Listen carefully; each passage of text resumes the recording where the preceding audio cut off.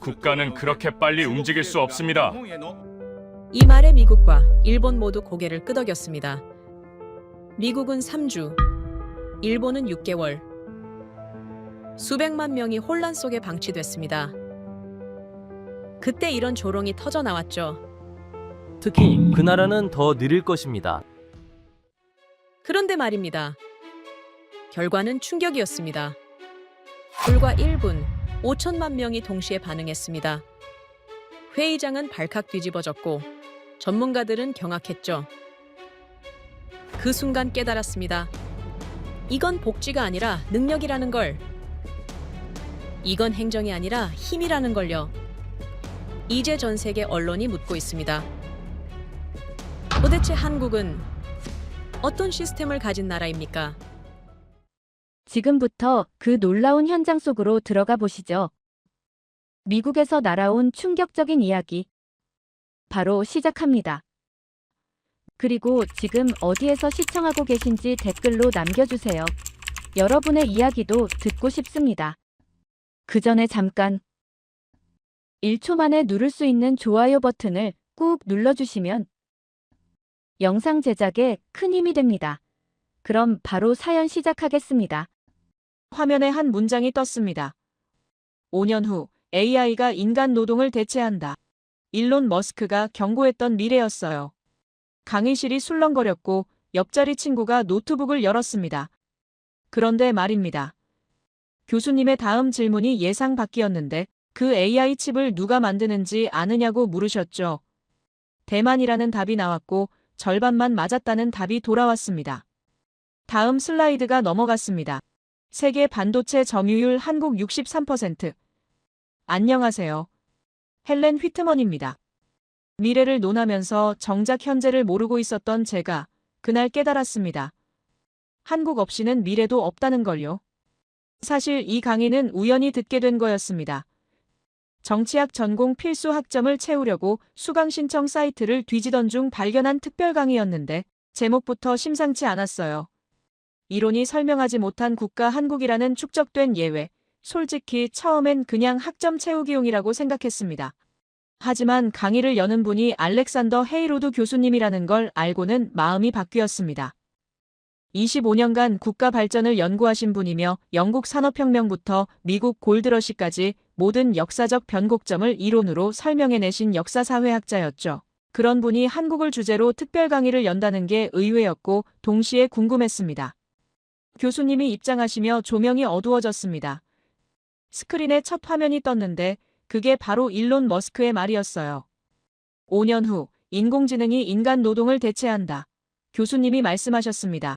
일론 머스크는 지금 가장 영향력 있는 미래학자 중 한 명이며 그가 예측한 것들은 놀랍게도 대부분 현실이 되었다고 하셨죠.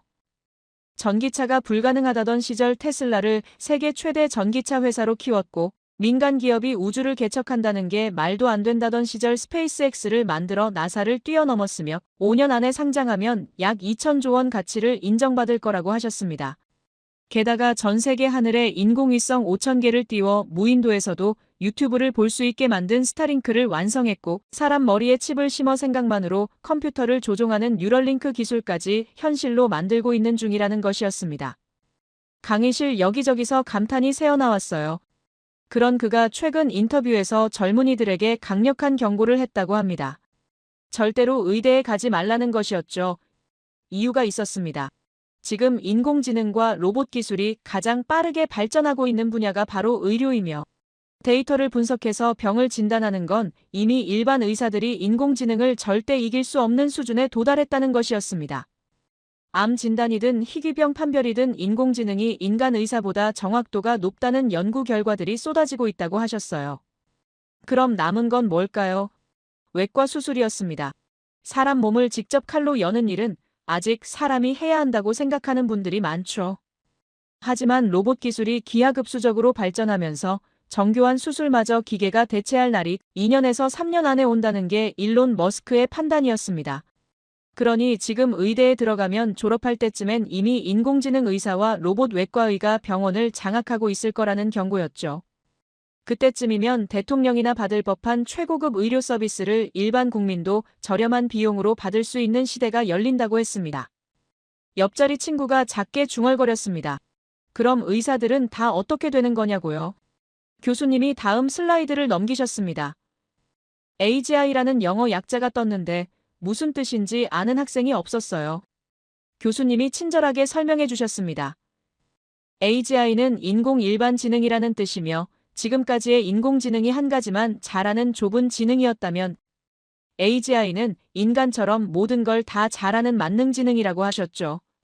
그리고 이 AGI가 대략 5년 안에 등장할 거라는 게 일론 머스크를 비롯한 많은 전문가들의 예측이었습니다. 문제는 그 다음이었습니다.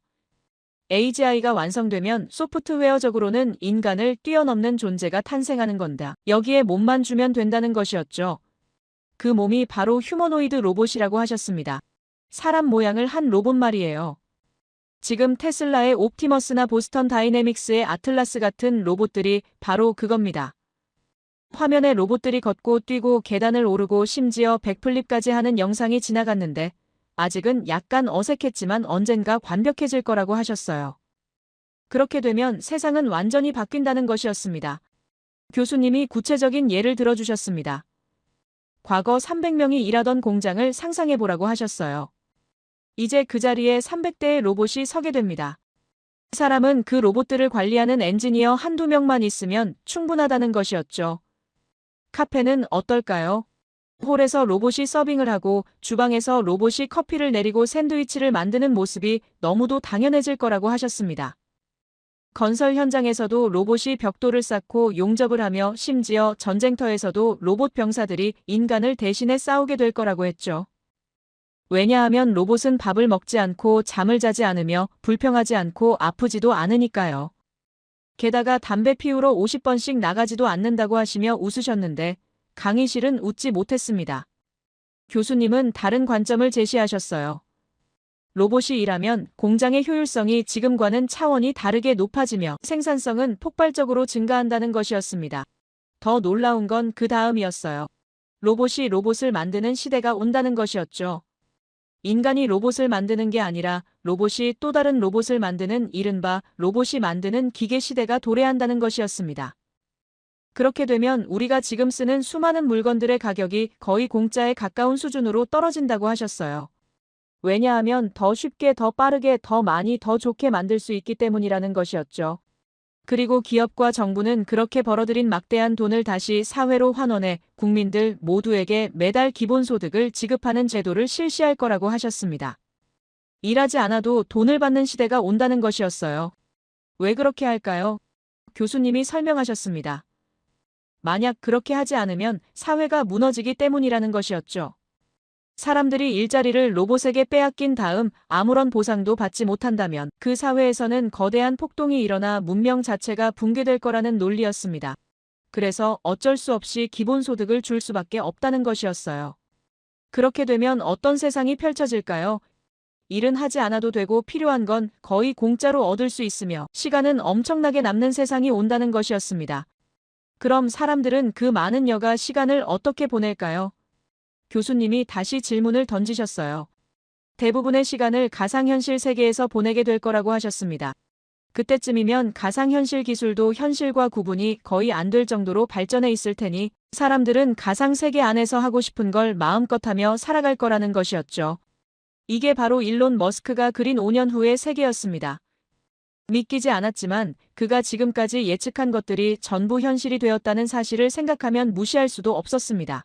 그런데 말입니다. 여기서 교수님이 예상치 못한 말씀을 하셨어요.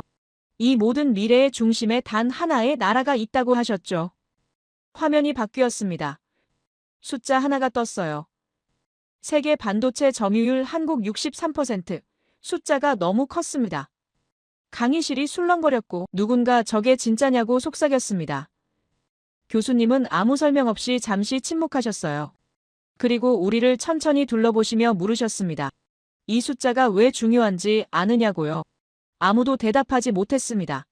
반도체가 뭔지는 알지만 63%라는 숫자가 무엇을 의미하는지는 감이 안 왔으니까요. 교수님이 말씀하셨습니다.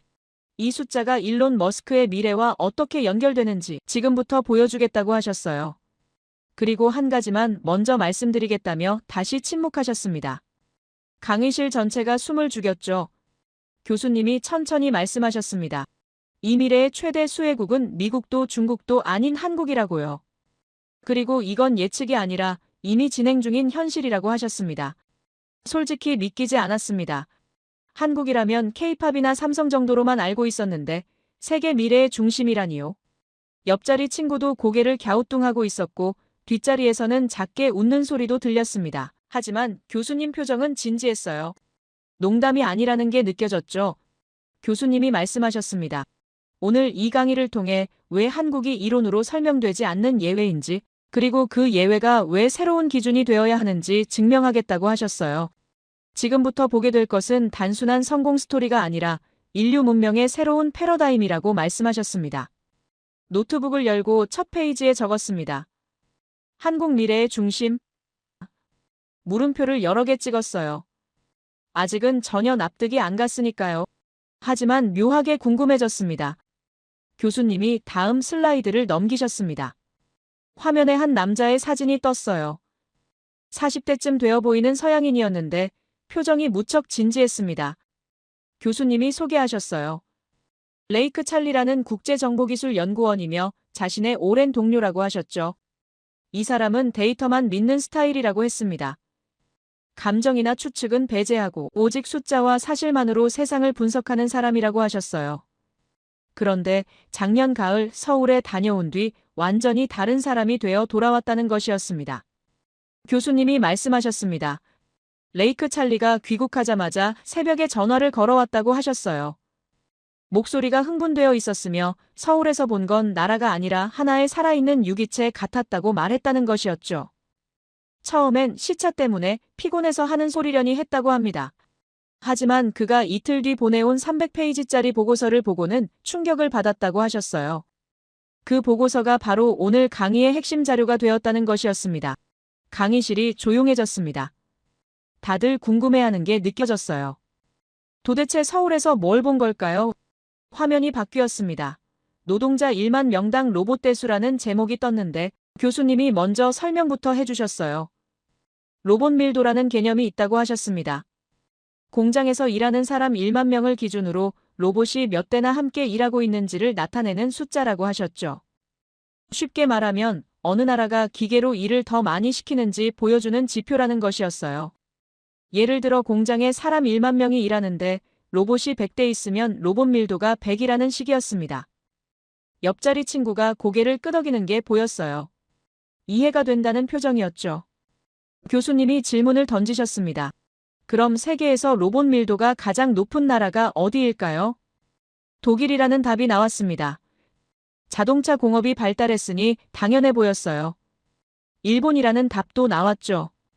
로봇 기술이 뛰어나기로 유명한 나라였으니까요. 미국이라는 답도 있었습니다. 하지만 교수님은 전부 틀렸다고 하셨어요. 화면에 막대 그래프가 떴는데 한 나라가 압도적으로 높았습니다. 1위 한국, 노동자 1만 명당 로봇 1000대. 2위 싱가포르 670대. 3위 일본 399대. 4위 독일 397대. 숫자를 보는 순간 강의실 곳곳에서 놀라는 소리가 터져나왔습니다. 한국이 2위보다 거의 500대나 많았어요. 일본이나 독일과는 아예 비교 자체가 안 되는 수준이었죠. 교수님이 천천히 말씀하셨습니다. 한국은 2위인 싱가포르와도 1.5배 차이가 나며 일본, 독일과는 2.5배 이상 격차가 난다고 하셨어요. 이건 단순한 숫자 차이가 아니라 미래를 준비하는 속도의 차이라고 강조하셨습니다. 교수님이 설명을 이어가셨어요. 한국은 이미 사람 대신 로봇이 일하는 시대를 살고 있으며 일론 머스크가 예측한 5년 후의 세계를 현재 진행형으로 경험하고 있다는 것이었습니다. 다른 나라들이 아직 준비 중일 때 한국은 이미 실행에 옮기고 있다는 설명이었죠. 뒷자리에서 누군가 작게 말했어요. 진짜 이 정도였냐고요. 솔직히 같은 생각이었습니다. 한국이 삼성이나 K-팝으로만 유명한 줄 알았는데 로봇 분야에서 세계 최고였다니 믿기지 않았으니까요. 그런데 교수님이 더 중요한 질문을 던지셨습니다. 이 로봇들이 돌아가려면 뭐가 필요할까요? 전기라는 답이 나왔는데 틀린 말은 아니었죠. 하지만 교수님은 더 근본적인 걸 묻고 계셨어요. 로봇이 생각하고 판단하고 학습하려면 뭐가 필요하냐는 것이었습니다. 강의실이 조용해졌어요. 아무도 선뜻 답하지 못했죠. 교수님이 화면을 넘기셨습니다. 작은 칩 사진이 나타났어요. 교수님이 설명하셨습니다. 이게 바로 인공지능 칩이라고 하셨어요. 손톱만 한 크기지만 이 안에는 수백억 개의 회로가 들어가 있으며 로봇이 생각하는 모든 과정이 이 칩에서 일어난다고 하셨죠. 사람으로 치면 뇌와 같다는 것이었습니다. 그럼 이 칩을 누가 만들까요? 교수님이 잠시 침묵하시더니 말씀하셨습니다. 아까 이야기했듯이 세계 점유율 63%를 차지하는 나라가 있다고요. 바로 한국이었습니다. 교수님이 구체적으로 들어갔습니다. 삼성전자와 SK하이닉스라는 두 회사가 세계 메모리 반도체 시장을 사실상 지배하고 있다고 하셨어요. 특히 인공지능이 학습할 때 쓰는 고대 역폭 메모리라는 특수한 칩은 이 두 회사가 거의 독점하다시피 한다고 하셨죠. 고대 역폭 메모리가 뭐냐고요? 쉽게 말하면 인공지능이 엄청나게 많은 정보를 빠르게 처리할 때 쓰는 초고속 기억 장치라고 하셨습니다. 사람으로 치면 천재의 두뇌 같은 거라고 비유하셨어요. 그럼 이게 얼마나 중요할까요? 교수님이 예를 들어주셨습니다. 챗GPT라는 인공지능을 들어보셨냐고 물으셨는데 대부분이 고개를 끄덕였어요. 그 인공지능이 사람처럼 대화하고 글을 쓰고 번역하고 코딩까지 하는 건 전부 이 한국산 칩 덕분이라는 것이었습니다. 구글이 만든 인공지능도 마찬가지고 중국 인공지능도 마찬가지라고 하셨죠. 결국 어느 나라 인공지능이든 한국산 칩을 쓸 수밖에 없다는 설명이었어요. 교수님이 한 문장으로 정리하셨습니다. 전 세계 인공지능은 결국 한국 칩 위에서 숨쉰다고요. 문장이 강렬했습니다. 노트에 적으면서도 소름이 돋았어요. 한국이 단순히 칩을 많이 만드는 게 아니라 전 세계 인공지능의 생명줄을 쥐고 있다는 의미였으니까요. 교수님이 계속 설명하셨습니다. 만약 한국이 이 칩 공급을 멈추면 어떻게 될까요? 전 세계 인공지능 개발이 멈춘다고 하셨어요. 미국도 중국도 유럽도 다 멈춘다는 것이었죠. 이게 바로 한국의 힘이라고 하셨습니다. 하지만 여기서 끝이 아니었습니다. 교수님이 다음 슬라이드를 넘기셨어요. 이번엔 배터리 사진이 떴는데 교수님이 물으셨습니다. 로봇에게 뇌가 있으면 뭐가 더 필요할까요? 누군가 심장이라고 답했어요. 정확했습니다. 교수님이 고개를 끄덕이시며 말씀하셨죠. 사람도 머리만 있으면 안 되고 심장이 뛰어야 살 수 있듯이 로봇도 마찬가지라고 하셨어요. 로봇의 심장이 바로 배터리라는 것이었습니다. 그럼 이 배터리는 누가 만들까요? 교수님이 세 회사 이름을 말씀하셨습니다. LG에너지솔루션, 삼성 SDI, SK온, 전부 한국 회사였어요. 이 세 회사를 합치면 세계 전기차, 배터리 시장의 약 30%를 차지한다고 하셨습니다. 중국 회사인 CATL이 점유율로는 1위지만 기술 수준에서는 한국이 앞서고 있으며 특히 고성능 배터리는 한국이 압도적이라고 하셨죠. 테슬라, 전기차에 들어가는 배터리도 한국산이고 유럽 고급 전기차도 한국 배터리를 쓴다고 하셨습니다. 교수님이 흥미로운 사실을 하나 더 알려주셨어요. 중국이 전기차를 싸게 많이 만들긴 하지만 정작 고급 모델은 한국 배터리를 쓴다는 것이었습니다. 왜냐하면 안전성과 수명에서 한국 배터리를 따라올 수 없기 때문이라고 하셨죠. 배터리는 폭발 위험이 있어서 기술력이 정말 중요한데 한국 기업들이 그 기술을 완벽하게 잡았다는 설명이었어요. 그래서 세계 자동차 회사들이 비싸더라도 한국 배터리를 선택한다고 하셨습니다. 교수님이 두 가지를 연결하셨습니다. 로봇의 뇌는 한국이 만들고 로봇의 심장도 한국이 만든다는 것이었어요. 그럼 결론은 명확했습니다. 일론 머스크가 예측한 로봇 시대가 오려면 한국이 반드시 필요하다는 것이었죠. 한국 없이는 로봇이 생각할 수도 없고 움직일 수도 없다는 설명이었습니다. 이제 1장에서 교수님이 왜 한국이 미래의 최대 수혜국이라고 말씀하셨는지 이해가 갔어요. 단순히 부품을 파는 게 아니라 미래 문명의 핵심을 쥐고 있었던 거였죠.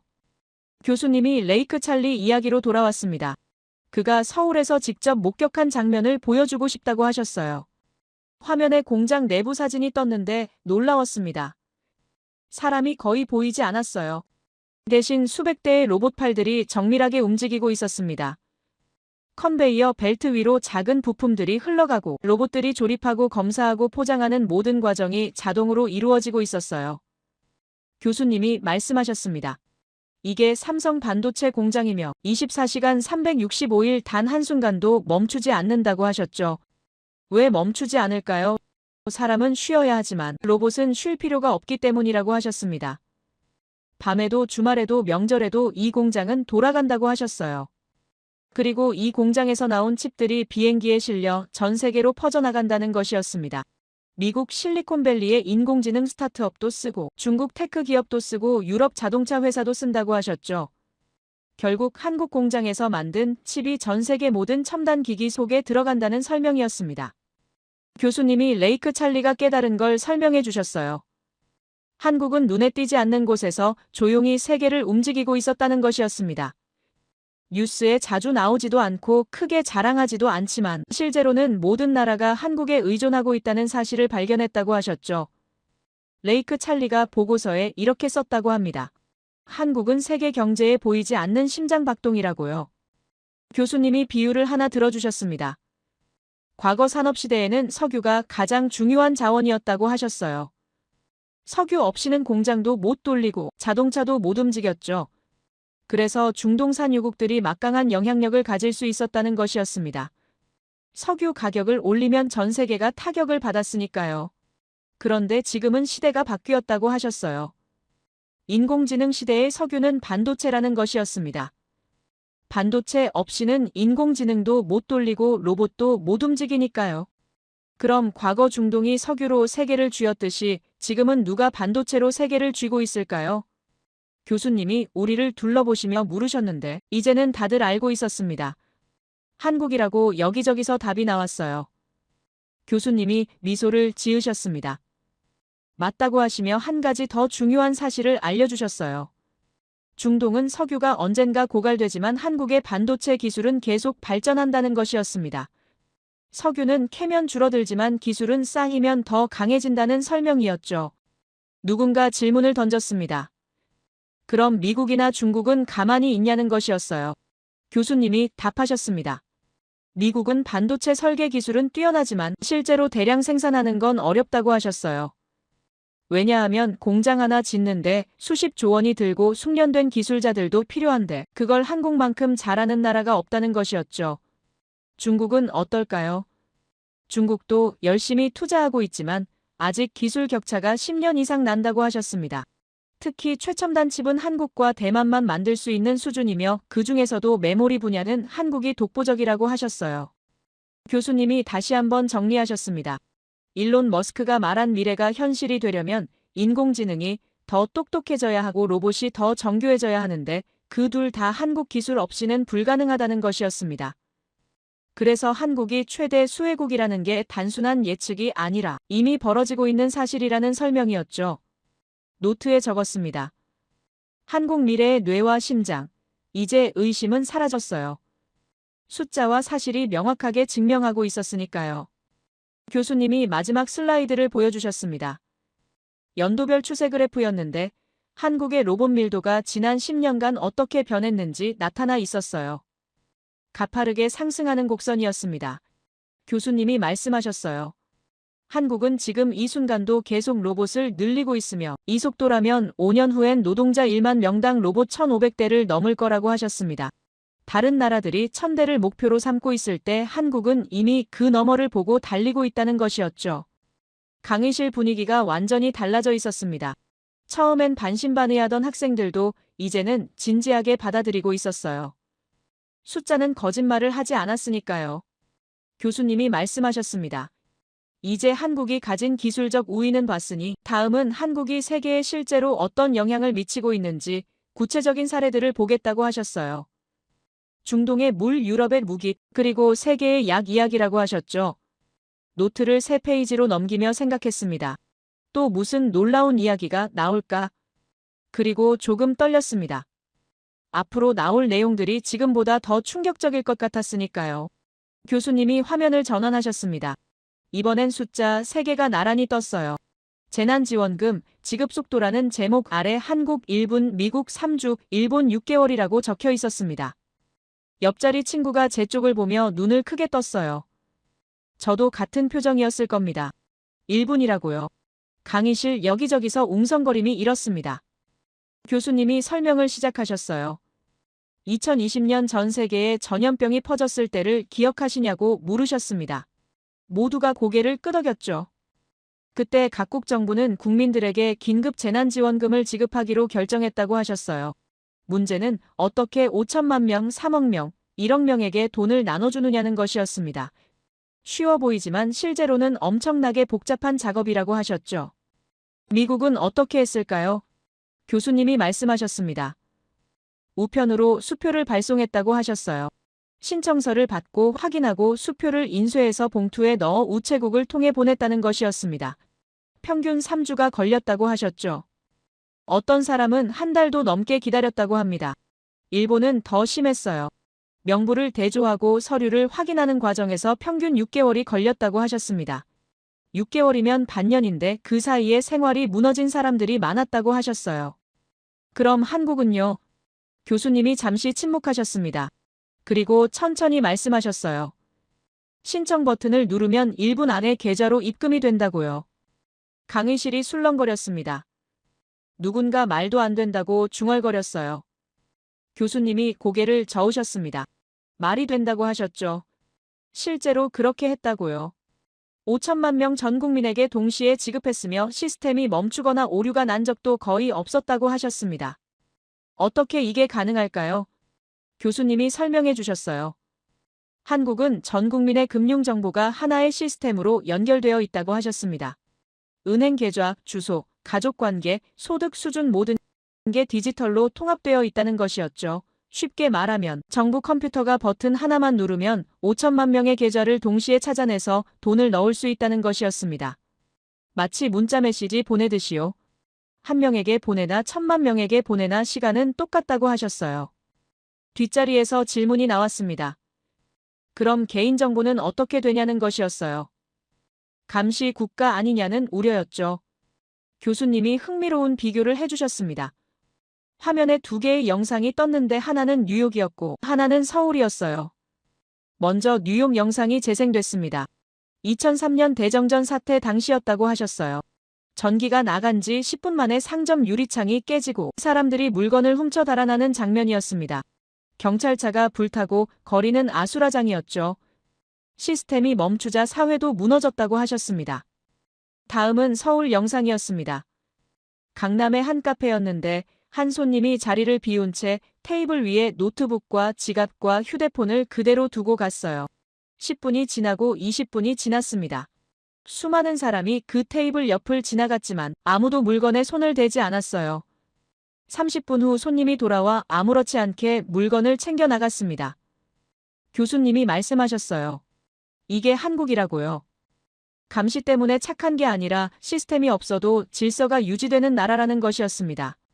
교수님이 핵심을 짚으셨습니다. 한국의 디지털 시스템은 효율성만이 아니라 신뢰 위에 세워졌다고 하셨어요.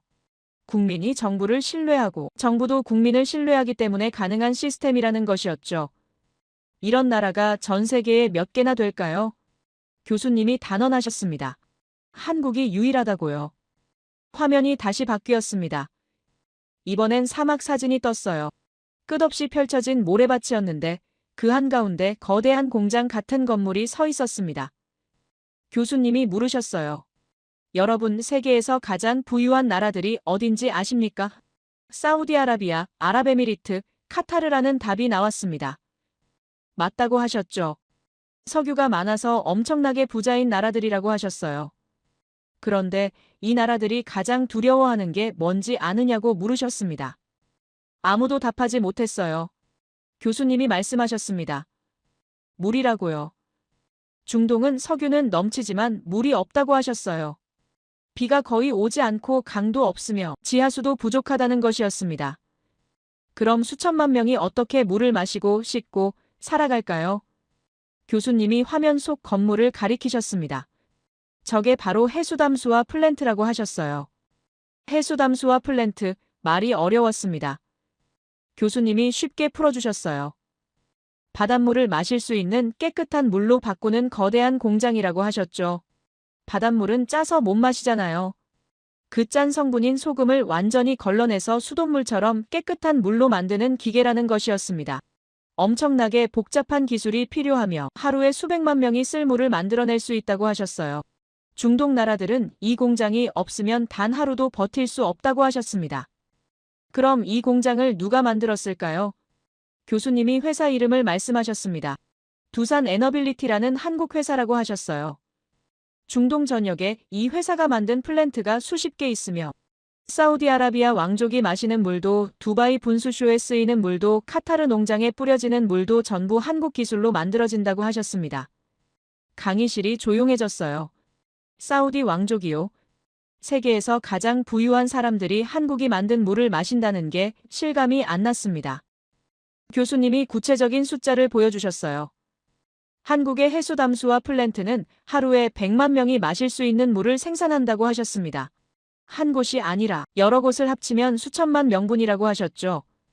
그리고 이 플랜트들은 24시간 365일 멈추지 않는다고 하셨어요. 멈추는 순간 중동 전체가 물 부족 사태에 빠진다는 것이었습니다. 교수님이 질문을 던지셨습니다. 만약 한국이 수도꼭지를 잠그면 어떻게 될까요? 강의실이 숨을 죽였어요. 3초 정도 침묵이 흘렀습니다. 교수님이 천천히 말씀하셨습니다. 중동 전체가 3일 안에 말라 죽는다고요. 사우디의 마천루도 두바이의 호화 호텔도 물 없이는 3일을 못 버틴다는 것이었습니다. 문명은 물 없이 존재할 수 없다고 하셨죠. 교수님이 비유를 들어주셨어요. 과거에는 석유가 힘이었다고 하셨습니다. 석유를 가진 나라가 세계를 흔들 수 있었죠. 하지만 지금은 다르다고 하셨어요. 석유는 끊어도 불편할 뿐이지만 물이 끊기면 문명이 소멸한다는 것이었습니다. 그리고 지금 중동의 수도꼭지를 쥐고 있는 건 알라신이 아니라 한국 엔지니어들이라고 하셨습니다. 문장이 강렬했어요. 노트에 밑줄을 그으며 적었습니다. 누군가 질문했습니다. 그럼 중동 국가들이 한국을 어떻게 대하냐는 것이었어요. 교수님이 흥미로운 사실을 알려주셨습니다. 사우디아라비아 왕세자가 한국을 방문했을 때 직접 두산 공장을 방문했다고 하셨어요. 왜냐하면 자기 나라 국민들의 생명이 그 공장에 달려있다는 걸 알기 때문이라는 것이었죠. 중동 국가들은 한국 기술자들을 귀빈처럼 대접하며 최고급 대우를 해준다고 하셨습니다. 당연했어요. 그들의 생존이 걸린 문제였으니까요. 교수님이 더 나아갔습니다. 이게 물만이 아니라고 하셨어요. 한국은 중동의 발전소도 짓고 스마트시티도 건설하고 있다고 하셨죠. 중동 국가들이 석유 시대 이후를 준비하는 모든 프로젝트에 한국이 참여하고 있다는 것이었습니다. 왜일까요? 교수님이 설명하셨어요. 한국은 약속을 지키는 나라이기 때문이라고요. 납기를 지키고 품질을 보장하며 기술을 전수해준다고 하셨습니다. 교수님이 비교를 해주셨어요. 서양 기업들도 중동에 진출하지만 종종 문제가 생긴다고 하셨습니다. 공사가 지연되거나 비용이 추가로 들거나 품질이 약속과 다른 경우가 있다는 것이었죠. 하지만 한국 기업들은 다르다고 하셨어요. 계약서에 적힌 대로 정확하게 해낸다고 하셨습니다. 그래서 중동 국가들이 한국을 신뢰하며 점점 더 많은 프로젝트를 맡긴다고 하셨죠. 교수님이 한 가지 사례를 더 들어주셨습니다. 사우디아라비아가 네옴시티라는 미래 도시를 건설하고 있다고 하셨어요. 사막 한가운데 수백조 원을 들여 첨단 도시를 짓는 프로젝트인데 여기에도 한국 기업들이 대거 참여하고 있다고 하셨습니다. 삼성은 건설을, LG는 스마트홈 시스템을, 현대는 교통 인프라를 맡았다고 하셨죠. 중동의 미래를 한국이 함께 만들고 있다는 것이었습니다. 교수님이 또 다른 예를 들어주셨어요. 아랍에미리트의 바라카 원자력 발전소라는 게 있다고 하셨습니다. 이것도 한국이 지었다고 하셨죠. 원자력 발전소는 세계에서 가장 복잡하고 위험한 시설 중 하나인데 한국은 이걸 정확한 시간에 정확한 예산으로 완성했다고 하셨어요.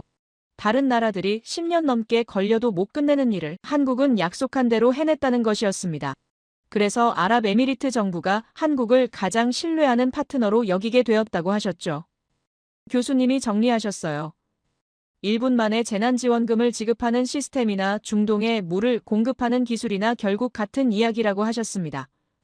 한국은 시스템을 완벽하게 만들고 약속을 정확하게 지키는 나라라는 것이었죠. 이게 바로 신뢰라고 하셨어요. 그리고 21세기는 신뢰가 곧 힘이라고 하셨습니다. 기술만 뛰어나서는 안 되고 그 기술을 믿을 수 있어야 한다는 것이었어요.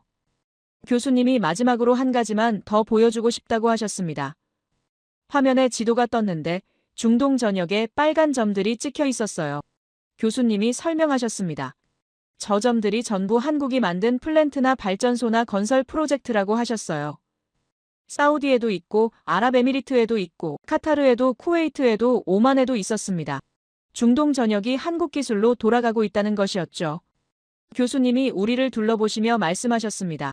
지금까지 본 건 한국이 가진 힘의 일부에 불과하다고 하셨어요. 앞으로 더 놀라운 이야기들이 나올 거라고 하셨죠. 무기 이야기, 약 이야기, 그리고 문화 이야기까지. 교수님이 다음 슬라이드를 준비하시는 동안 옆자리 친구가 작게 말했어요. 이거 진짜냐고요? 너무 믿기지 않는다고요. 솔직히 저도 같은 생각이었습니다. 하지만 교수님이 보여준 건 전부 사실이었고 증거였어요. 이제는 인정할 수밖에 없었습니다. 한국이 정말 대단한 나라라는 걸요. 그리고 우리가 그걸 전혀 모르고 있었다는 것도요. 교수님이 새로운 슬라이드를 띄우셨습니다. 화면에 2019년 7월이라는 날짜가 떴어요.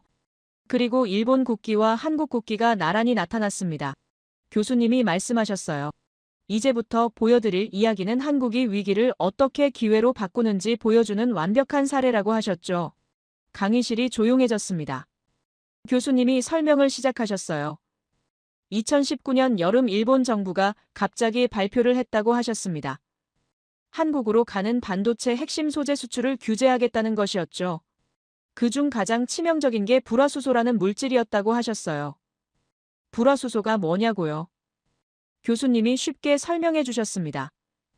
반도체를 만들 때 웨이퍼라는 얇은 판을 깎고 씻어내는 데 쓰는 화학물질이라고 하셨죠. 이게 없으면 반도체를 단 한 개도 만들 수 없다고 하셨어요. 문제는 이 불화수소를 만드는 기술이 엄청나게 어렵다는 것이었습니다. 교수님이 말씀하셨어요.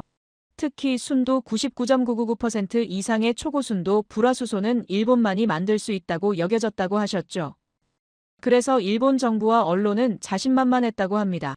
한국은 3개월 안에 무릎을 꿇을 거라고 예측했다고 하셨어요. 화면에 당시 일본 신문 헤드라인들이 지나갔습니다. 한국 반도체 산업 붕괴 초읽기, 삼성 SK 생산 중단 불가피, 이런 기사들이었어요. 그때 뒷자리에서 손이 올라갔습니다. 일본에서 온 유학생이었어요. 교수님이 말하라고 하시자 그 학생이 일어섰습니다. 이름은 야스다라고 했는데 오사카 출신이며 국제정치학을 전공한다고 자기소개를 했어요. 그리고 조심스럽게 말했습니다. 교수님 죄송하지만 그때 일본의 판단이 완전히 틀린 건 아니었다고 생각한다면서요. 실제로 일본은 그 기술에서 세계 최고였고 한국이 단기간에 따라잡기는 불가능해 보였다는 것이었습니다.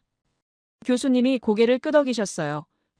좋은 지적이라고 하시며 실제로 당시 전 세계 전문가들도 비슷하게 생각했다고 하셨습니다. 일본의 불화수소 기술은 수십 년간 축적된 것이었고 한국이 그걸 단기간에 따라잡는다는 건 상식적으로 불가능해 보였다고 하셨죠. 야스다가 다시 말했습니다. 그래서 일본 기업들도 한국이 결국 돌아올 거라고 확신했다는 것이었어요. 기술적 우위가 명확했으니까요. 교수님이 잠시 침묵하셨습니다. 그리고 천천히 말씀하셨어요. 그런데 결과는 어땠을까요? 화면이 바뀌었습니다. 타임라인이 나타났어요. 7월 일본이 수출 규제를 발표했습니다. 8월 한국 정부와 기업들이 비상태세에 들어갔습니다. 9월 한국 기업이 첫 번째 국산 불화수소 생산에 성공했습니다. 야스다의 얼굴이 굳어지는 게 보였어요. 교수님이 말씀하셨습니다. 일본이 칼을 뽑은 게 7월이었고 한국이 첫 국산 불화수소를 만든 게 9월이었다고 하셨어요. 6개월도 아니고 2개월 만이라고 하셨죠. 강의실에서 탄성이 터져 나왔습니다. 야스다는 아무 말도 하지 못했어요. 교수님이 계속 설명하셨습니다. 12월이 되자 7월부터 12월까지 5개월 만에 일어난 일이었습니다. 어떻게 이게 가능했을까요? 교수님이 당시 상황을 설명해 주셨어요. 한국의 엔지니어들은 연구소에 침낭을 깔고 들어갔다고 하셨습니다. 24시간 불을 끄지 않고 실험을 반복했다고 하셨죠. 대기업들은 중소기업의 테스트 라인을 통째로 내줬고 정부는 모든 규제를 풀었다고 하셨어요. 전 국민이 독립운동을 하는 심정으로 매달렸다는 것이었습니다. 교수님이 한 가지 더 흥미로운 사실을 알려주셨습니다. 당시 한국에서 일본 제품 불매운동이 일어났다고 하셨어요. 하지만 폭동이나 약탈은 단 한 건도 없었다고 하셨죠. 사람들은 조용히 일본 맥주를 사지 않았고 일본 옷가게는 텅텅 비어 있었다고 합니다. 그들은 소리를 지르는 대신 지갑을 닫았다고 하셨어요. 아주 차갑고 아주 조직적으로요. 야스다가 불편한 표정으로 고개를 숙였습니다. 그런데 진짜 충격은 그 다음이었습니다. 교수님이 화면을 전환하셨어요. 일본 기업들의 주가 그래프가 떴는데 수직으로 추락하고 있었습니다. 교수님이 말씀하셨어요. 일본 불화수소 회사들의 매출이 90% 폭락했다고 하셨습니다. 한국이라는 최대 고객을 영원히 잃어버린 것이었죠. 더 아이러니한 건 그 다음이었어요. 2021년 일본 기업들이 한국 정부에 사정했다고 합니다. 제발 한국 땅에 공장을 짓게 해달라고요. 야스다가 손을 들었습니다. 교수님이 허락하시자 그가 일어서서 말했어요. 그건 일본 정부의 규제를 피하기 위한 것 아니었냐고요. 기술적으로는 여전히 일본이 앞선다고 생각한다는 것이었습니다. 교수님이 부드럽게 대답하셨어요. 그럴 수도 있다고 하시면서 하지만 한 가지 분명한 건 한국은 이제 일본 불화수소가 필요 없다는 사실이라고 하셨죠. 반면 일본 기업들은 한국 시장이 절실하다고 하셨습니다. 누가 더 강한 위치에 있는지는 명확하다고 하셨어요. 교수님이 정리하셨습니다. 이건 단순한 무역 분쟁이 아니었다고 하셨어요. 이건 한국이라는 나라의 DNA를 보여주는 사건이라고 하셨죠. 그들은 위기가 닥치면 더 강해지며 야스다는 아무 말도 하지 못하고 자리에 앉았어요. 그의 표정이 복잡해 보였습니다. 교수님이 다음 슬라이드로 넘어갔습니다. 이번엔 유럽 지도가 떴어요. 폴란드가 빨갛게 강조되어 있었습니다. 교수님이 물으셨어요. 여러분, 2022년 러시아가 우크라이나를 침공한 걸 기억하시죠? 그때 폴란드는 다급해졌다고 하셨습니다. 당장 전차와 자주포가 필요했다는 것이었죠. 문제는 시간이었다고 하셨어요. 폴란드 국방부가 전 세계를 돌아다니며 무기를 구하려 했다고 합니다. 먼저 독일에 갔는데 독일은 뭐라고 했을까요? 교수님이 화면에 답변을 띄웠습니다. 레오파르트 전차 50대, 납품 예상 기간 3년 강의실에서 한숨 소리가 들렸어요. 3년이면 전쟁이 끝나고도 남는 시간이었죠. 미국은 어땠을까요? 에이브럼스 전차 대기 순번 37개국, 예상 납품 기간 최소 2년 이상. 교수님이 말씀하셨습니다. 미국도 자국 재고 채우기도 바빴다고 하셨어요. 동맹국이라고 해도 순서를 기다려야 했다는 것이었죠. 폴란드는 절망적이었다고 합니다. 그런데 한국은 달랐습니다. 교수님이 말씀하셨어요. 폴란드가 한국에 연락했을 때 한국의 대답은 이랬다고 하셨습니다. K2 전차 180대, K9 자주포 212문, 계약 체결 후 납품 예상 기간 3개월, 강의실이 술렁거렸습니다. 누군가 농담이냐고 물었어요. 교수님이 고개를 저으셨습니다. 농담이 아니라고 하셨죠. 실제로 그렇게 했다고요. 교수님이 영상을 틀어주셨습니다. 폴란드 항구에 한국 화물선이 도착하는 장면이었어요. 거대한 전차들과 자주포들이 쏟아져 내리고 있었습니다. 폴란드 군인들이 환호하는 모습이 보였죠. 교수님이 설명하셨어요. 한국은 공장을 24시간 풀가동했다고 하셨습니다. 컨베이어 벨트가 단 1초도 멈추지 않았다고 하셨죠. 유럽 방산 관계자들은 미친 속도라며 경악했다고 합니다. 왜 이렇게 빠를 수 있었을까요? 교수님이 설명해 주셨어요. 한국은 60년대부터 전쟁에 대비해왔다고 하셨습니다. 북한과 휴전 상태이기 때문에 무기를 빠르게 대량으로 만드는 시스템을 완벽하게 갖췄다는 것이었죠. 다른 나라들은 평화시대에 맞춰 천천히 만들지만 한국은 전시체제로 빠르게 만든다고 하셨어요. 이게 바로 차이였습니다. 교수님이 비교표를 보여주셨습니다. K2 전차대 레오파르트 대 에이브럼스 가격은 K2가 30% 저렴했습니다. 납기는 K2가 5배 이상 빨랐어요. 성능은 동급 이상이라고 평가받았습니다. 교수님이 말씀하셨죠. 가격도 싸고 빠르고 성능도 좋다면 당연히 한국을 선택하게 된다고 하셨어요. 그래서 어떻게 되었을까요? 교수님이 계약 목록을 띄웠습니다. 폴란드 K2 전차 1000대 K9 자주포 672문 추가 계약, 루마니아 K9 자주포 53문 도입 협상, 노르웨이 K9 자주포 23문 도입 완료, 핀란드 K9 자주포 추가 도입 검토, 에스토니아 K9 자주포 36문 도입 완료. 유럽 전역에서 주문이 쏟아지고 있었습니다. 교수님이 심각한 표정으로 말씀하셨어요. 이건 단순히 무기를 파는 게 아니라고 하셨습니다. 제2차 세계대전 때 미국이 민주주의의 무기고라고 불렸다고 하셨죠. 연합군의 총알과 탱크를 미국이 공급했기 때문이라는 것이었어요. 그런데 지금 21세기 자유진영의 총알과 전차를 제때 공급할 수 있는 나라는 미국이 아니라고 하셨습니다. 화면에 대한민국 국기가 떴어요. 교수님이 말씀하셨습니다. 유럽 나토 국가들이 왜 한국 무기를 사는지 아느냐고 물으셨어요. 성능이나 가격도 중요하지만 가장 중요한 건 납기라고 하셨죠. 전쟁이 코앞인데 3년을 기다릴 바보는 없다고 하셨습니다. 한국은 주문하면 바로 만들어주며 그것도 세계 최고 수준으로 만들어준다고 하셨어요. 교수님이 폴란드 대통령의 발언을 띄우셨습니다. 한국은 우리의 새로운 전략적 파트너다. 그들은 말이 아닌 행동으로 동맹의 가치를 증명했다. 공식 발언이었습니다. 그리고 이건 폴란드만의 이야기가 아니라고 하셨어요. 에스토니아 국방장관은 K9가 도착한 날 군인들이 환호했으며 이제 러시아를 두려워하지 않아도 된다고 말했다고 합니다. 노르웨이 국방장관은 한국의 납품 속도가 세계 최고이며 신뢰할 수 있는 파트너라고 했다고 하셨죠. 교수님이 우리를 둘러보시며 불화수소 이야기와 무기 이야기가 결국 같다고 하셨어요. 한국은 불가능을 가능으로 바꾸며 약속을 반드시 지킨다는 것이었죠. 일본이 3개월이면 무릎 꿇을 거라고 했을 때 한국은 2개월 만에 답을 냈고 유럽이 3년 걸린다고 했을 때 한국은 3개월 만에 배달했다고 하셨습니다. 이게 바로 한국의 힘이라고 하셨어요. 야스다가 여전히 불편한 표정으로 앉아 있었습니다. 아마 자기 나라 이야기가 나와서 그랬을 거예요. 하지만 교수님은 공격적이지 않았습니다. 그저 사실을 담담하게 말씀하셨을 뿐이었죠. 오히려 그게 더 강력했어요. 감정 없이 숫자와 사실만으로 증명하시니까요. 교수님이 마지막 슬라이드를 띄우셨습니다. 속도는 곧 신뢰다라는 문장이 떴어요. 교수님이 설명하셨습니다.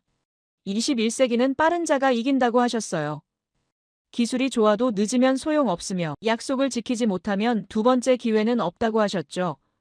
한국은 이 두 가지를 완벽하게 해내는 유일한 나라라고 하셨습니다. 펜을 들지 않고 그냥 화면만 보고 있었어요. 필기할 필요가 없었습니다. 너무 명확했으니까요. 한국은 위기를 기회로 바꾸고 불가능을 현실로 만드는 나라였어요. 그리고 그걸 말이 아니라 행동으로 증명했습니다. 교수님이 다음 내용을 준비하시는 동안 생각했습니다. 이건 속도가 아니라 의지였다고요. 절대 포기하지 않는 의지 말입니다. 교수님이 화면을 전환하셨습니다. 이번엔 세계 지도가 떴는데 보라색 점들이 하나씩 찍히기 시작했어요. 처음엔 몇 개에 불과했던 점들이 빠르게 늘어나더니 순식간에 지구 전체를 뒤덮었습니다. 북미에도 남미에도 유럽에도 동남아에도 중동에도 아프리카에도 심지어 중국 대륙까지 빽빽하게 찍혀 있었어요. 교수님이 물으셨습니다. 이게 뭔지 아시겠습니까? 누군가 인구 분포냐고 물었어요. 교수님이 고개를 저으셨습니다. 이건 K 콘텐츠 팬덤의 분포도라고 하셨죠. BTS의 아미, 블랙핑크의 블링크, 넷플릭스, 한국 드라마 시청자들을 모두 합친 숫자라고 하셨어요. 점 하나하나가 사람이며 총 20억 개가 넘는다고 하셨습니다. 강의실이 술렁거렸어요. 20억이라고요. 세계 인구가 80억인데 그중 4분의 1이 한국 콘텐츠 팬이라는 것이었습니다. 손을 들어 질문했던 학생이 다시 물었습니다. 그건 그냥 문화 아니냐고요. 엔터테인먼트일 뿐이지 국가 전략과는 상관없지 않느냐는 것이었죠. 교수님이 미소를 지으셨습니다. 좋은 질문이라고 하시며 자신도 처음엔 그렇게 생각했다고 하셨어요. 문화는 부드러운 것이고 진짜 힘은 군사력과 경제력이라고 여겼다는 것이었죠. 하지만 틀렸다고 하셨습니다. 현대전에서 문화는 가장 강력한 무기라고 하셨어요. 핵폭탄보다 무서운 무기라고요. 누군가 과장 아니냐고 중얼거렸습니다. 노래와 드라마가 어떻게 핵폭탄보다 무서울 수 있느냐는 것이었죠. 교수님이 대답하셨어요. 보여드리겠다고 하시며 화면을 전환하셨습니다. 넷플릭스 로고가 떴어요.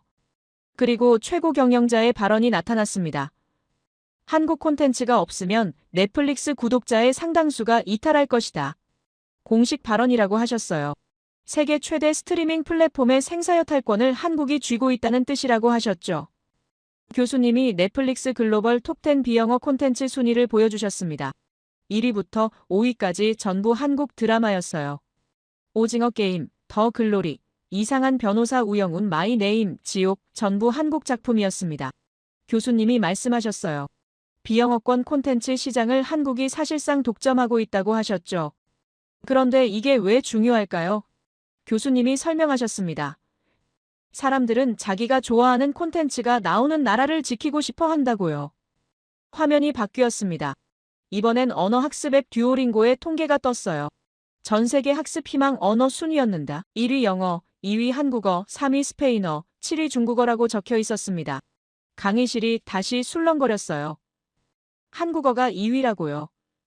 스페인어나 중국어보다 높다는 게 믿기지 않았습니다. 교수님이 설명하셨어요. 중국 정부가 전 세계에 공자 학원을 세우고 수십억 달러를 쏟아부었지만 한국어 학습자 수를 넘지 못했다고 하셨습니다. 왜일까요? 교수님이 답을 주셨어요. 중국은 정부 주도로 강제로 퍼뜨렸지만 한국은 드라마와 음악으로 자연스럽게 퍼졌다는 것이었죠. 사람들은 강요당하면 거부하지만 좋아하게 되면 스스로 배운다고 하셨습니다. 교수님이 영상 하나를 틀어주셨어요. 전 세계 10대들이 한국어로 인사하고 한국식으로 90도 인사하는 장면들이었습니다. 미국 학교에서도 유럽 거리에서도 남미 카페에서도 아이들이 한국어를 쓰고 있었어요. 교수님이 말씀하셨습니다.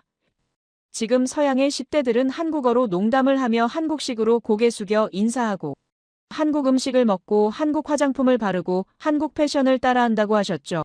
이건 단순한 유행이 아니라 가치관의 이식이라고 하셨어요. 스마트폰을 꺼내려다가 멈췄습니다. 지금 당장 검색해보고 싶었지만 나중에 하기로 했어요. 교수님 말씀을 놓치고 싶지 않았으니까요. 교수님이 질문을 던지셨습니다. 과거 강대국이 다른 나라를 지배할 때 가장 먼저 한 일이 뭔지 아느냐고요. 누군가 군대를 보냈다고 답했습니다. 교수님이 고개를 저으셨어요. 아니라고 하시며 언어를 가르쳤다고 하셨습니다. 영국이 인도를 지배할 때 가장 먼저 한 게 영어 교육이었다고 하셨죠. 식민지 엘리트들에게 영어를 가르치고 영국식 교육을 시켰다고 합니다. 그래서 그들이 영어로 생각하고 영국식으로 판단하게 만들었다는 것이었어요. 총으로 땅을 빼앗는 건 하수이고 언어와 문화로 정신을 지배하는 게 고수라고 하셨습니다. 소름이 돋았습니다. 노트에 적으려다가 손이 떨렸어요. 교수님이 계속 말씀하셨습니다. 지금 전 세계 20억 명의 젊은이들이 한국어를 배우고 한국 문화를 따라하고 있다고 하셨죠. 이건 한국이 강요한 게 아니라 그들이 스스로 선택한 것이라고 하셨어요. 이게 더 무섭다고 하셨습니다. 강제보다 자발적 선택이 훨씬 강력하다고요. 교수님이 비유를 들어주셨습니다. 만약 어떤 나라가 한국을 공격한다면 어떻게 될까요? 잠시 침묵이 흘렀습니다. 교수님이 답하셨어요. 한국 정부가 항해 성명을 내기도 전에 전 세계 20억 명의 젊은이들이 그 나라에 대한 보이콧을 시작할 거라고 하셨습니다. SNS에서 해시태그가 폭발하고 불매운동이 번지며 자국 정부를 압박할 거라고 하셨죠. 이게 바로 문화의 힘이라고 하셨어요. 교수님이 정리하셨습니다. 한국을 공격하는 건 20억 명의 적을 동시에 만드는 자살 행위라고 하셨어요. 그들은 자기가 좋아하는 아이돌이 사는 나라, 자기가 사랑하는 드라마가 만들어지는 나라를 지키기 위해 기꺼이 싸울 거라고 하셨죠. 이것이 핵무기보다 무서운 정서적 해고산이라고 하셨습니다. 한국은 투표권이 있는 전 세계 미래 세대를 감성적 동맹으로 만들었다고요.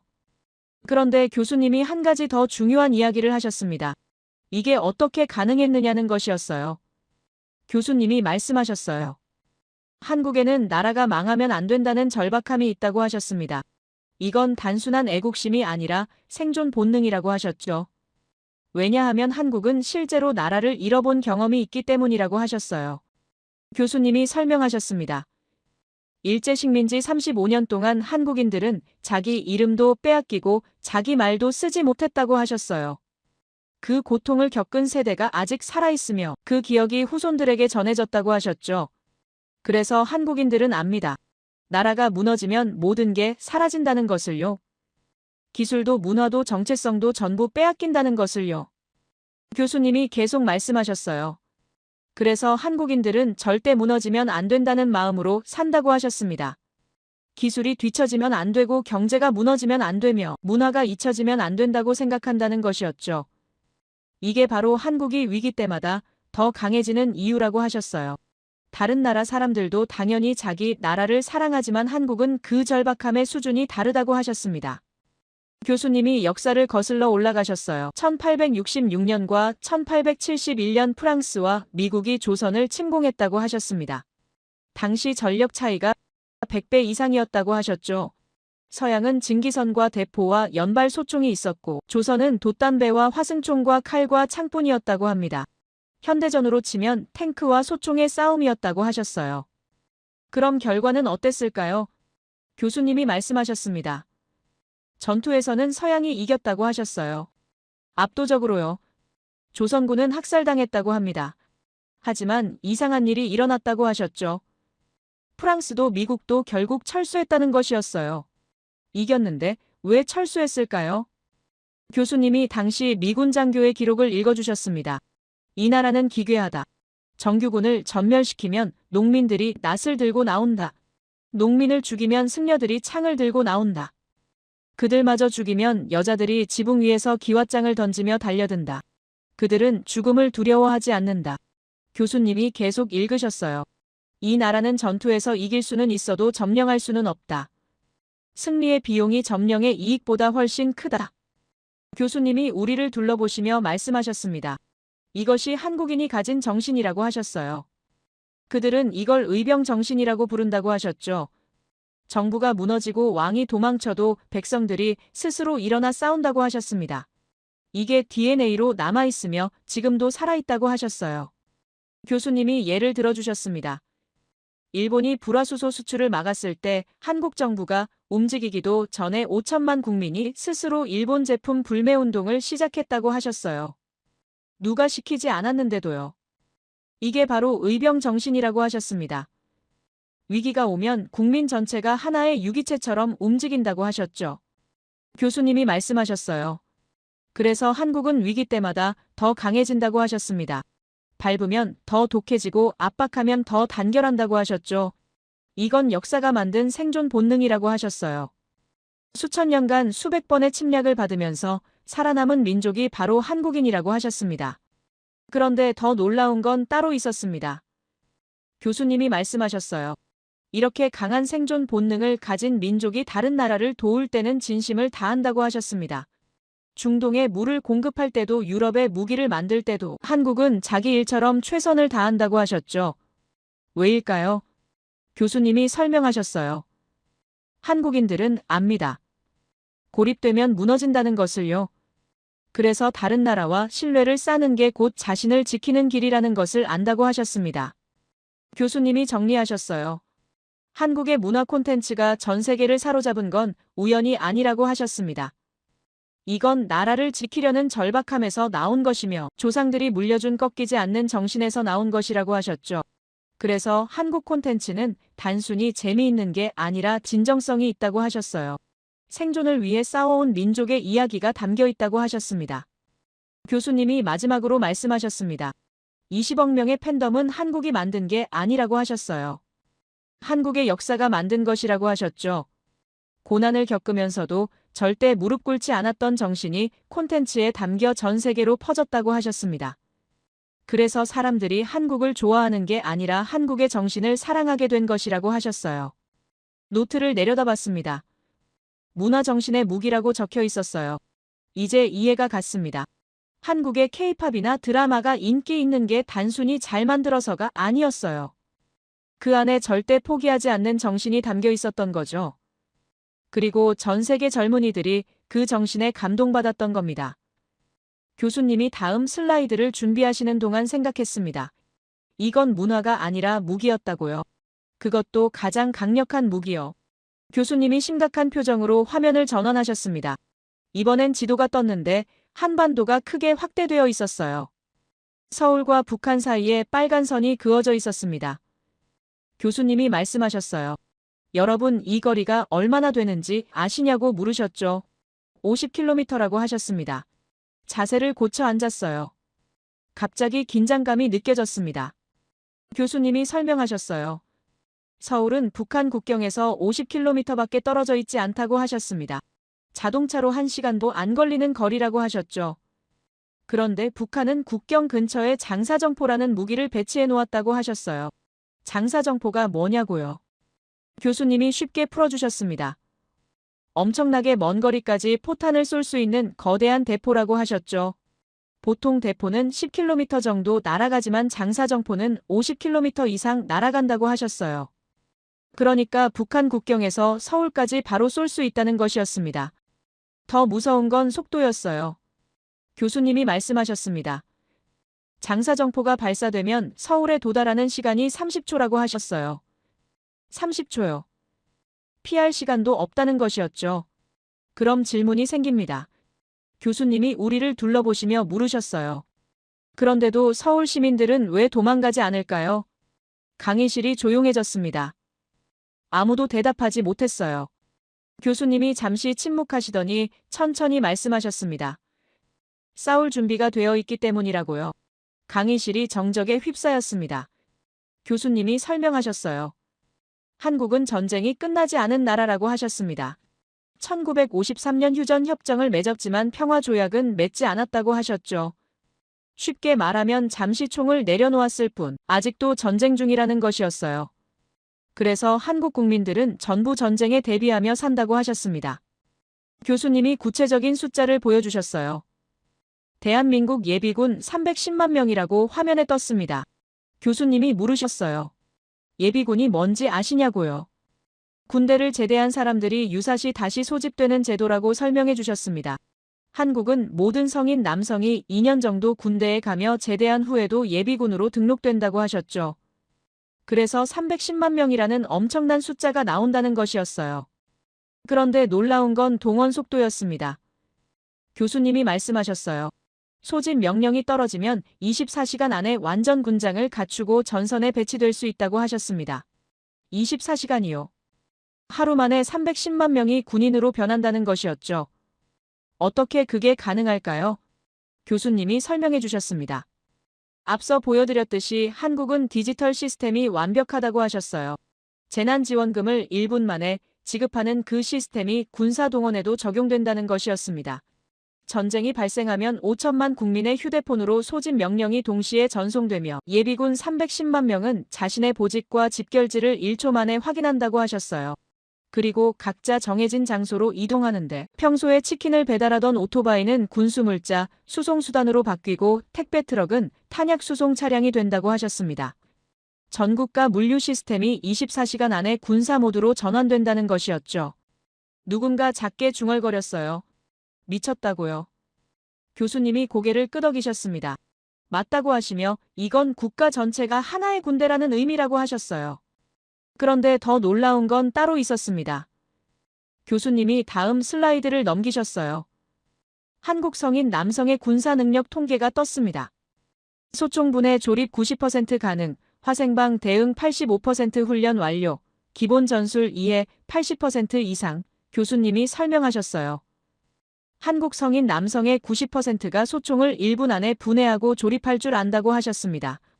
화생방이 뭐냐고요? 화학 무기나 생물학 무기나 방사능 무기를 뜻하는 말이라고 하셨죠. 그러니까 독가스 공격이나 세균전 같은 상황에서 방독면을 쓰고 대처하는 훈련을 받았다는 것이었어요. 게다가 기관총과 박격포를 다룰 줄 아는 사람도 많다고 하셨습니다. 교수님이 비교를 해주셨어요. 전 세계에서 성인 남성의 90%가 무기를 다룰 줄 아는 나라가 몇 개나 될까요? 이스라엘이 비슷하다고 하셨습니다. 하지만 인구 규모가 다르다고 하셨죠. 이스라엘은 900만 명인데 한국은 5,100만 명이라고 하셨어요. 규모 자체가 다르다는 것이었습니다. 그런데 교수님이 한 가지 더 중요한 사실을 알려주셨어요. 한국 남성들은 단순히 총 쏘는 법만 배운 게 아니라고 하셨습니다. 2년 동안 군대 생활을 하면서 조직 생활과 명령 체계와 전술을 몸으로 익혔다고 하셨죠. 그래서 유사시 빠르게 조직화될 수 있다는 것이었어요.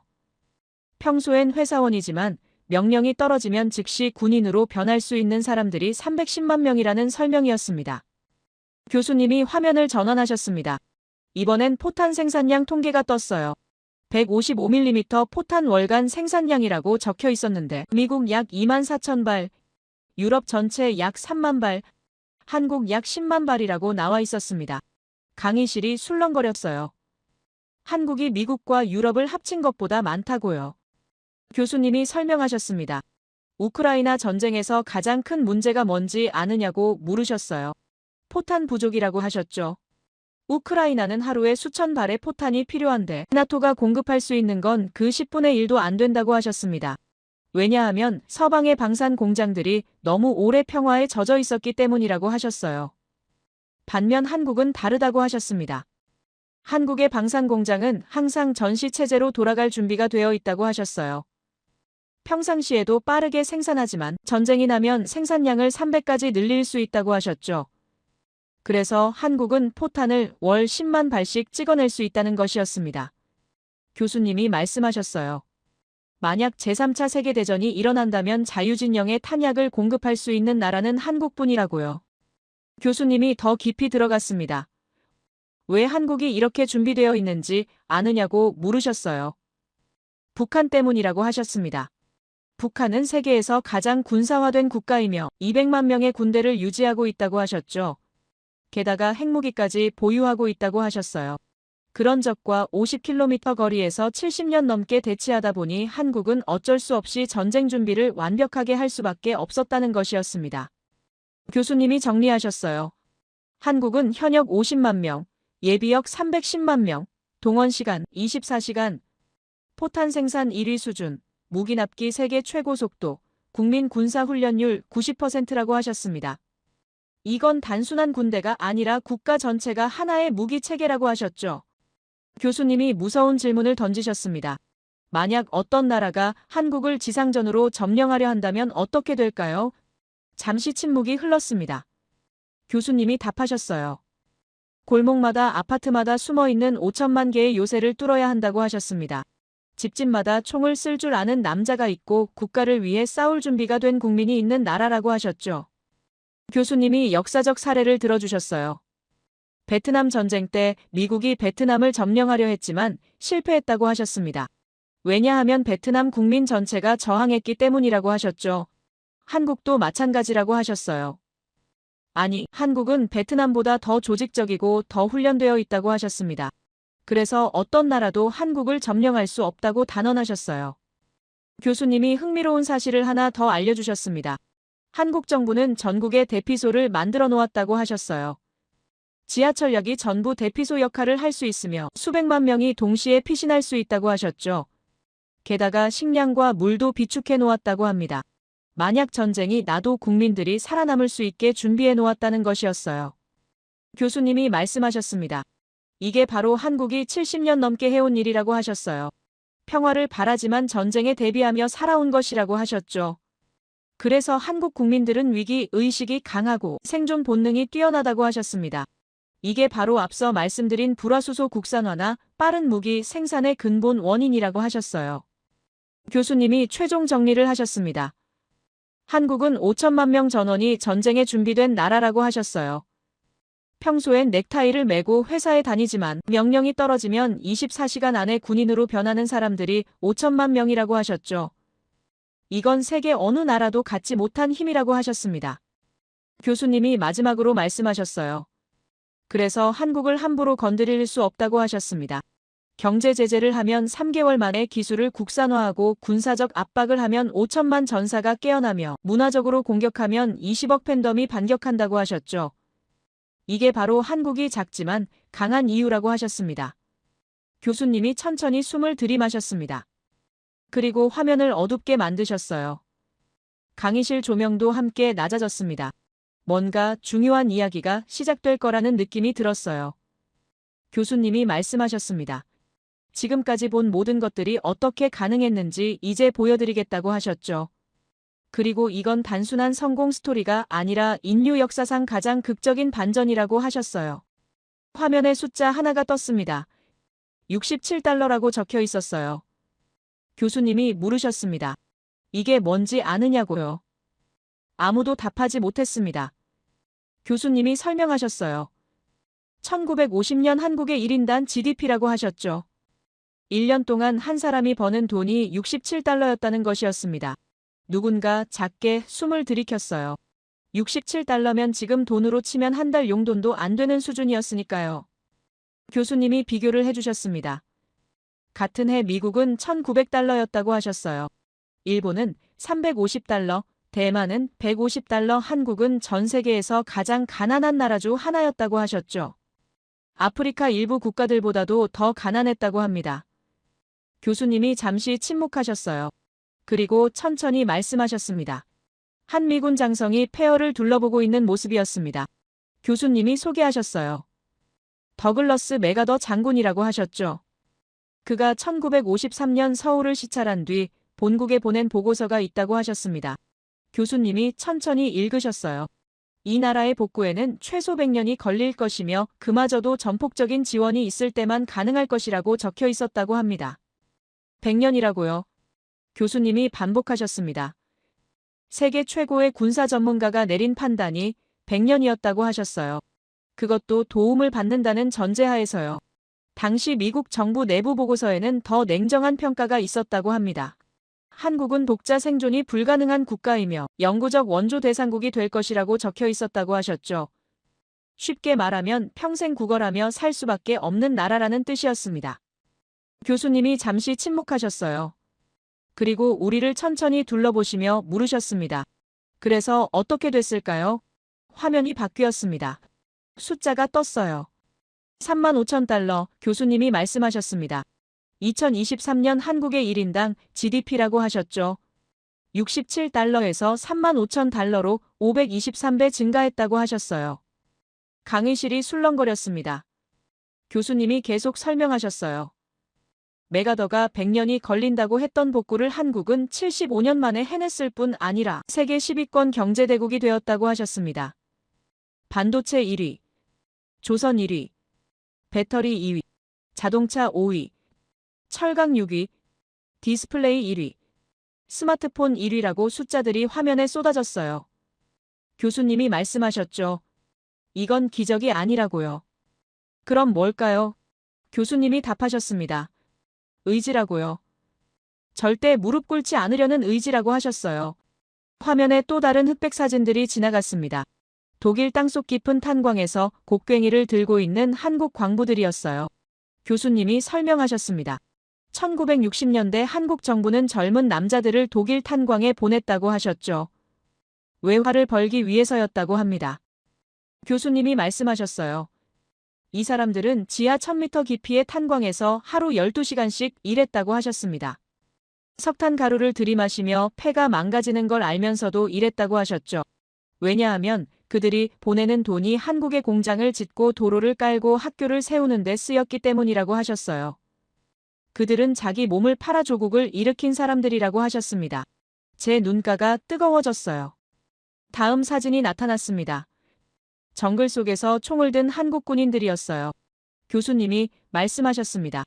1960년대 한국은 베트남에 군대를 보냈다고 하셨죠. 미국이 요청했기 때문이라고 합니다. 한국 정부는 받아들였어요. 왜냐하면 미국이 그 대가로 경제 원조를 약속했기 때문이라고 하셨습니다. 교수님이 설명하셨어요. 5,000명이 넘는 한국 군인이 베트남 정글에서 전사했다고 하셨습니다. 20에서 30살 청년들이었다고 하셨죠. 그들은 왜 싸웠을까요? 나라를 위해서였다고 하셨어요. 자기가 죽어도 조국이 살아남기를 바랐기 때문이라고 하셨습니다. 그들이 흘린 피의 대가로 한국은 도로를 깔고 항만을 지었다고 하셨죠. 제 눈에서 눈물이 흘렀습니다. 닦지 않았어요. 화면이 또 바뀌었습니다. 이번엔 공장 아니었어요. 수백 명의 젊은 여성들이 재봉틀 앞에 앉아 있었습니다. 교수님이 말씀하셨어요.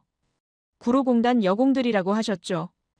1970년대와 80년대 한국 경제를 떠받친 사람들이라고 하셨습니다. 이들은 시골에서 올라온 15에서 20살 소녀들이었다고 하셨어요. 교수님이 계속 설명하셨습니다. 이 소녀들은 새벽 6시부터 밤 10시까지 일했다고 하셨어요. 하루 16시간이었죠. 손가락이 부르트고 눈이 침침해져도 멈추지 않았다고 합니다. 왜냐하면 그들이 만든 옷과 신발과 가발이 미국으로 수출되어 외화를 벌었고 그 돈으로 한국이 공장을 짓고 기술을 샀기 때문이라고 하셨어요. 이 소녀들은 자기 청춘을 불태워 나라를 키운 사람들이라고 하셨습니다. 교수님이 새 사진을 나란히 띄우셨어요. 독일 탄광의 광부, 베트남 정글의 군인, 구로공단의 여공이었습니다. 교수님이 천천히 말씀하셨어요. 다른 나라들은 식민지를 착취해서 부자가 됐다고 하셨습니다. 영국은 인도를 수백 년 동안 짜냈고 프랑스는 아프리카를 약탈했으며 미국은 노예의 피로 목화를 키워 부를 쌓았다고 하셨죠. 교수님이 목소리를 높이셨습니다. 하지만 한국은 다르다고 하셨어요. 한국은 다른 나라의 피를 빨지 않았다고 하셨습니다. 식민지도 없었고 노예도 없었으며 약탈도 하지 않았다고 하셨죠. 그 대신 자기 국민의 땀을 짰다고 하셨어요. 탄광에서 석탄을 캐고 정글에서 총을 들고 공장에서 재봉틀을 돌리며 자기 몸을 갈아 넣어 나라를 세웠다고 하셨습니다. 이런 나라는 인류 역사상 한국이 유일하다고 하셨어요. 교수님이 잠시 멈추셨습니다. 그리고 천천히 말씀하셨죠. 다른 나라 사람의 피가 아닌 자기 땀으로 부를 쌓은 유일한 나라라고요. 그래서 한국인들은 떳떳하다고 하셨습니다. 누구에게도 빚지지 않았다고 하셨죠. 오히려 세계가 한국에게 빚을 졌다고 하셨어요. 그래서 한국은 새로운 기준이라고 하셨어요. 21세기의 모델이라고 하셨습니다. 강의실을 나오면서 생각했습니다. 이 강의를 듣기 전과 후가 완전히 다르다고요. 한국을 단순히 삼성이나 케이팝의 나라로만 알았던 제가 부끄러웠어요. 이 나라는 인류 문명의 새로운 기준이었고 미래의 중심이었으며 절대 꺾이지 않는 의지의 상징이었습니다. 제 이야기를 끝까지 들어주셔서 감사합니다. 모두 안녕히 계세요. 오늘의 사연 어떻게 들으셨나요? 처음엔 그냥 남의 나라 이야기처럼 들렸을지도 모르겠습니다. 행정이 빠르다. 시스템이 잘 짜여 있다. 그런 말은 늘 있어 왔으니까요. 그런데 이야기를 끝까지 듣고 나면 생각이 조금 달라집니다. 이건 단순히 잘했다는 자랑이 아니라 위기의 순간에 국가가 얼마나 단단하게 움직일 수 있는가에 대한 이야기였다는 걸요. 누군가는 운이 좋았다고 말할 수도 있고 누군가는 규모가 작아서 가능했다고 말할 수도 있겠죠. 하지만 한편으로는 이렇게도 볼 수 있지 않을까요? 오랜 시간 쌓아온 선택과 준비가 결국 한순간에 드러난 건 아닐지 말입니다. 이런 시스템이 앞으로도 계속 같은 모습으로 작동할지 또 다른 위기 앞에서는 어떤 선택을 하게 될지 그건 아직 아무도 모르는 이야기입니다. 오늘의 이야기가 여러분께 어떤 생각을 남겼는지 궁금합니다. 여러분의 생각을 아래 댓글에 남겨주세요. 그리고 감동적인 사연을 주변 사람들과 공유하고 함께 이야기 나눠보세요. 마지막으로 1초밖에 걸리지 않는 구독과 좋아요, 알림 설정은 영상 제작에 큰 힘이 됩니다. 지금까지 감동을 담아 여러분께 진심을 전하는 감동담기였습니다. 오늘 하루도 행복한 하루 보내세요.